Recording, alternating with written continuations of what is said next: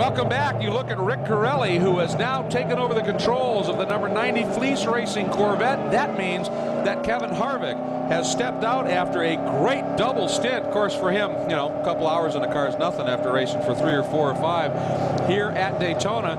And we get a report, the number 36 entry, second place, the Crawford actually. The Crawford has come in, was up to second. And as it pits here, it gives up that spot. Cal? Should be just routine. It's Johnny Molan who jumped out after a great stint, and that's the NASCAR boy, Tony Stewart, getting behind the wheel. He's pretty excited about this ride this weekend. As we mentioned in the open, he's looking forward to a good weekend here, trying to get the month of February after a great start. And it looks like routine. Johnny Molan jumped out. They've actually got Max Crawford, who owns the car and designed the car, helping here. Tony gets strapped in here. Different size drivers, different inserts, and this is where a contender have a tendency to go wrong here. You see Tony really struggling with the belts, and he's not used to doing these driver changes, so this may take him a couple of goes to get this right. Let's get down to Guy Hobbs. A bit of action down here in the pit, and the crew for the 09 car is suddenly going to work. They got a problem, but Kevin Harvick stepped out of the 90 car, the Fliss Motorsports. Kevin, we know you spend a lot of time in cars, but you don't normally spend a lot of time in cars on road courses with 80 other cars out there. How was it? It was pretty good. We're just, you know, trying to set our pace at 158 and not tear anything up. So the floorboard's getting hot, and I didn't have any booties on, so I got out before I burned my foot. We'll put Rick in it. How are the tires holding out in the GT class? Everything was great. I mean, Goodyear's brought a good tire, and the tire's really consistent, so not a problem yet. All right, we'll try and check in with Kevin a little later on. Thanks, Guy. There's a look at our leader, Didier Tays, bringing it in, and we have a full course caution as well, which we believe is for the stranded, the Lola Porsche from Champion Racing at the exit of the Rodriguez Horseshoe, and it's parked right at the track out. So our leader is in, and Calvin's with him. Well, the Robson entry just nearly ran me over as they came in, but they really took advantage of this yellow. Duran Racing, they are one of the best in the business at this form of racing. They saw that full caution flag, and Didier Tays was in immediately. He's turning it over to Freddie Lienhardt. He probably doesn't have the outright pace of Tays, Pappas, or Baldy, but he can certainly do a good job, keep his nose clean, and try and keep the car on the lead lap. But we saw Tony Stewart's pit stop take forever as he tried to get the belts going, and these guys have worked together before, but Tays and Lienhardt do seem to be struggling a little bit.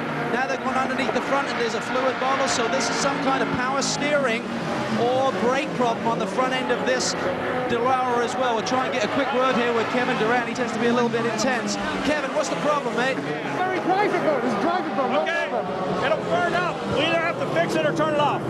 Okay, you hear Kevin Durant and Didier Tays there. Didier saying the car is drivable, but some kind of problem on the front end of this Dallara, guys. Interesting. I mean, somewhat similar to what's going on or what went on with the number 16 entry. Anytime you get problems down in that area where it can get down to the foot box, that is of great concern. And the problems continue, it appears, for Tony Stewart. They think it may have just stalled it. They've got him. That's a remote battery unit, I think they have, and they're trying to save the battery when they're trying to start it. So, see if we can see what happens here. Actually, now they're looking at the back of the car, so this could be even more severe than a simple problem with a stall and getting it refired. They're talking intently right now with Tony at this stage. You know, we remain under full course caution, and we would anticipate pits are fairly busy.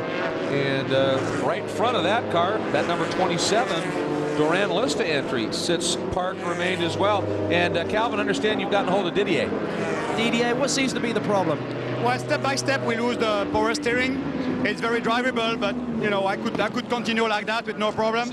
But we took the opportunity of the yellow flag to try to fix it and not to lose too many times. There's a similar problem going on with the 16 Dyson car. They're getting fluid actually into the foot box. Is that the same scenario for you, or has it just failed? No, at least I'm lucky it's on the fender. How's the car running? It looked like you had a really strong pace going. Were you being disciplined, or were you flat out? No, I'm just taking care of the gearbox and the engine, and so far everything's fine except for the power steering. Okay, good luck the rest of the way, mate. You know, Didier Tays, the remarkably talented Belgian, is phenomenal, because I don't know that there's anybody better at endurance racing, but when you need a quick lap out of somebody, Didier somehow can deliver that on demand as well. It is an amazing talent that he has indeed. Under full course yellow, there is the onboard shot from a parked Lola Porsche. Welcome back for more of our coverage from the 24 Hours of Daytona. Let me jump in here. Is right there. We just watched Brabham duck underneath Dyson, and we have a new leader under braking into the chicane. And then to help Brabham out, look at that. He gets a lap car between he and Dyson, midpoint of the chicane, and that's exactly what he wanted. And now Guy Smith all over the back. He's going to take a run. He's going to move high. Now he's going to try and come down low, see if he can make the move, and drops low and does. So, boy, great battle here for the lead, and we are already 2 hours into the event. David Brabham back on point, and Smith now up into the second spot, Dyson third. And David Brabham obviously driving, as we said on his opening lap, very cautiously. He was obviously watching everybody very carefully, avoided that spinning car, the number 63 car, very easy there. Obviously didn't let it rattle him as he dropped back like 7 or 8 seconds from Rob Dyson, but managed to dust him off in the end. And of course now he's got the 36 car of Guy Smith to worry about, who is running very quickly here at Daytona. Now number 50, problem there, that is the V8 BMW M3, and they have got a bit of a fire unfolding underneath the hood of that car. They've got the driver out, everybody backed away, and that's pretty serious. That was oh, the 08's in trouble. Craig Stanton behind the wheel of the BMW, the 08. That machine is one of the Marcos. That's Cor Oizer, who started the car. Looks like he just ran a little bit Looks wide. like he's been scattering cones far and wide. David, in the last, I don't know, maybe half an hour, we have seen a slew of spins, cars off and the like. And of course, Anthony was talking about the debris in the chicane, but I think it seems to be happening everywhere. Here's what happened to Oizer. Watch right here. Coming into the turn. Oh, he actually, oh, wow. He dropped the wheel on the approach, didn't he, to the right he looked side. it big time. You know, I'm wondering if, we've already said that Goodyear and Dunlop are carrying the load of all the tires this year. They've come with just a couple of compounds. I wonder if this temperature change has really caught them out. And the track temperature has dropped. Yesterday it was up hovering around the 100-degree mark, the track temperature. This afternoon it's got to be down around the 70 to 80-degree mark. Probably makes a big difference. I would think this is the car that was second in GTS. Remember, we had a replay just as we went to the break about what happened to him over the chicane, and that wasn't so much agricultural driving as mining. Boy, I mean, he was peeling up an awful lot of earth, and they're very concerned at the front of the car. You start packing in dirt, debris, grass, and the like into the front of a car where all of the radiator ducting is, and brake cooling ducts, oil cooling ducts. Oh, yeah. That's a severe problem. Let's go back and take a look at it. I mean, this car seriously got the nose down deep, got forced a little wide, runs deep. Now watch here. Boom, boom. And I mean, that just loads up so much stuff. And just the aero effect around the car, a lot of that gets sucked right into the cockpit, down around the driver's feet. It's unbelievable. Calvin, this car has got to be a mess.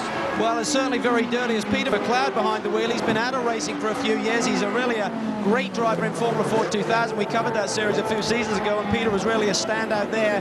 They're cleaning out the front grills. There you see Peter behind the wheel and being very patient, but there's seemed to be some damage to the rear end. The crew is really going to work looking for things around the back end of the car and just really trying to clean the car out with all the dirt and debris. But other than that, I don't see any major problem, no major obvious bodywork damage. I think the car is just loaded up and they're trying to clean the thing out, because 5 minutes now spent can really save you a lot more time later in this race. It must be pretty stoutly built at the front there, because that thing, as you say, wasn't just doing a bit of agriculture, it's practically digging a hole to China there, and it just really hit the ground hard. It's a miracle it didn't rip that whole nose piece apart, and it looks fine.